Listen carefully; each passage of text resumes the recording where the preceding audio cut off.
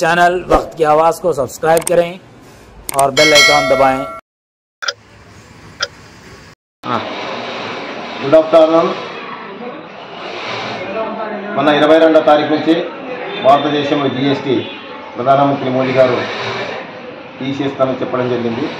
అందులో భాగంగా నిత్యావసర వస్తువులు, ఉదాహరణకు గ్యాస్ కానీ, పెట్రోల్ డీజిల్ కానీ, గోధుమలు కానీ, ఆయిల్ కానీ, తినే ఆయిల్ కానీ, చింతపండు, ప్రతి దానిపైన జీఎస్టీ తీయడం లేదు. ఓన్లీ ఎలక్ట్రానిక్ గూడ్స్ పైన తీసినాడంటే ఉన్నవాడు పైన తీసినాడు, కానీ నిత్యావసరం చిన్న బీద వాళ్ళు, మా చిన్న వాళ్ళపైన జీఎస్టీ అట్లే ఉంది. ఇది పెద్ద తప్పని చెప్పి నేను మోదీ గారికి చెప్పడం జరుగుతుంది. మోదీ గారు ఆలోచించేయండి.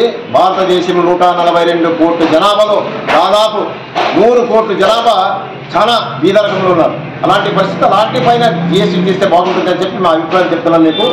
ఇంకొకటి, ఈరోజు ఎలక్ట్రానిక్ గూడ్స్ పైన టీవీలని, కార్లు, పెద్ద దీనిపైన తీసినారు. మనకు అవసరం లేదు. చిన్నవాళ్ళు తినడానికి తిండి వస్తే చాలని చెప్పి జీవనం చేస్తున్నారు భారతదేశంలో. అందుకోసమే మీరు ఆలోచించేసి ఆర్థిక మంత్రి కూడా దీనిపైన నిత్యావసర వస్తువులపైన జీఎస్టీ తీసేసి బీద ప్రజలను కాపాడని చెప్పి మీడియా ద్వారా తెలుపుకుంటున్నారు.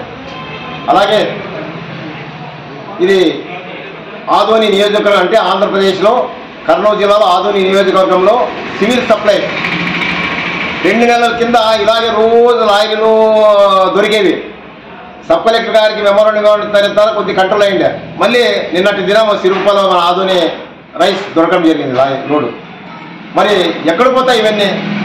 సబ్ కలెక్టర్ గారు దాని సివిల్ సప్లై మీద దృష్టి పెట్టని చెప్తున్నా.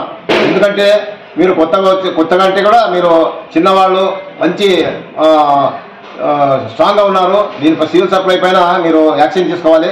నిన్న పోయినటువంటి సిరుగుపలు దొరికినటువంటి లారీని ఎవరున్నారో కింద స్థాయిలో ఏ రాజకీయ నాయకున్నా అలాంటి వాళ్ళపైన యాక్షన్ తీసుకోండి, వాళ్ళపైన టాడా కేసు పెట్టాలని చెప్పి నేను డిమాండ్ చేస్తున్నాను. ఇలాంటివి జరగకుండా చూడండి. చూసే బాధ్యత రెవెన్యూ డిపార్ట్మెంట్ పోయింది. మీరు ఈరోజు ఆలోచించేయండి.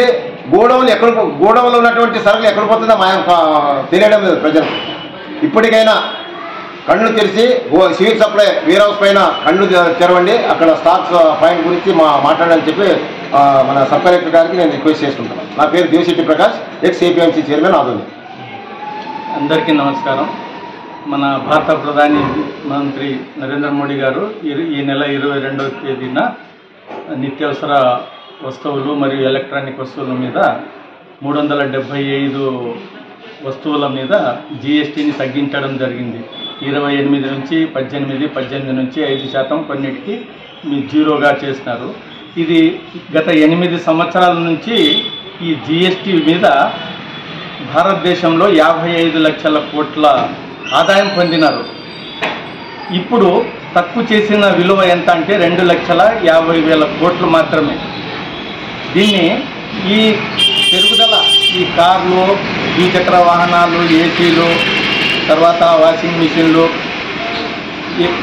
వీటన్నిటి ఎలక్ట్రానిక్ల మీద తయారీ రంగం ఎక్కువైపోయి ప్రజల దగ్గర డబ్బు లేని కారణంగా ఈ సేల్స్ కాకపోవడం వల్ల వాళ్లకు లాభం చేకూర్చే విధంగానే ఇది జీఎస్టీని చేస్తారు. కానీ మనిషికి రోజు డైలీ ఉపయోగపడే దాని మీద మాత్రం చేయలేదు. కాబట్టి దీని మీద చర్యలు తీసుకొని తక్కువనే చేసింది. 55 లక్షల కోట్లు 8 సంవత్సరాల నుంచి ప్రజల దగ్గర దోచుకున్నారు జీఎస్టీ రూపంలో. తాగే పాల కాడ నుంచి, చెప్పుల కాడ నుంచి, బట్టల కాడ నుంచి. ఇప్పుడు తగ్గించింది కేవలం 2,50,000 కోట్లు మాత్రమే. మిగతా వస్తువుల మీద కూడా అయినా తగ్గించినా కూడా ఎక్కడ వాళ్ళు పాత సర్కే ఉంది అని ఎక్కడ బోర్డులు కూడా పెట్టడం లేదు. బోర్డులు పెట్టాలా. తర్వాత ఒక ఫోన్ నెంబర్ ఇచ్చింది గవర్నమెంట్, 1915కి ఫోన్ చేయండి నిత్యావసరాల గురించి అని. కానీ ఇక్కడ ఉండే తునికల శాఖ ఉంది, అది కర్నూలులో కూడా పెద్ద ఆఫీసరే ఉంటాడు. కానీ ఇంతవరకు ఎక్కడ తనిఖీలే చేయరు. అసలు ఆఫీసర్లు తనిఖీలే ఏసీలో కూర్చుంటుంటారు అంతే. కేవలం ముఖ్యమంత్రి ఒకటే మాట్లాడుతుంటాడు, మంత్రి మాట్లాడుతుంటాడు, ఎమ్మెల్యే మాట్లాడుతుంటాడు అంతే. మిగతా వ్యవస్థలన్నీ నిర్వీర్యమైపోయినాయి. కాబట్టి ముఖ్యమంత్రి చంద్రబాబు నాయుడు గారు దృష్టి తీసుకొని ప్రతి ఆదాయం వచ్చే ప్రభుత్వానికి ఆదాయం వచ్చే విధంగా ఏ శాఖలు ఉన్నాయో ఆ శాఖల నుంచి ప్రభుత్వానికి ఆదాయం వచ్చే విధంగా చర్యలు తీసుకోవాలా. ప్రజల మీద భారం వేయొద్దండి.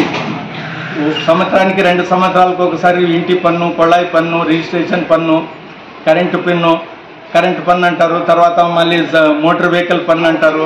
రోడ్లు వెడల్పు చేయండి అంటే లైసెన్స్ లేదు, మీకు హెల్మెట్ లేదు అని మీరే చెప్పి ప్రజల మీద ఇట్లా భారం మోపుతున్నారు. ప్రజలు కూడా ఆలోచించండి. ఫస్ట్ యువతకు ఉద్యోగ ఉపాధి కల్పించండి, తర్వాత మీరు ఏం చేయాలో చేయండి. ఉద్యోగ ఉపాధి లేని కారణంగానే ఇవన్నీ చాలా బీదరికంలో వెళ్ళిపోతుంది. కాబట్టి దయచేసి చంద్రబాబు నాయుడు గారు ఈ జిఎస్టీ మీద అన్ని చోట్ల అన్ని షాపుల్లో పాత రేటు కొత్త రేటు ఉంటేనే అమ్మాలా, లేకుంటే లేదు అని చెప్పాలా. ఎక్కడ ఇది అమలు కావడం లేదు.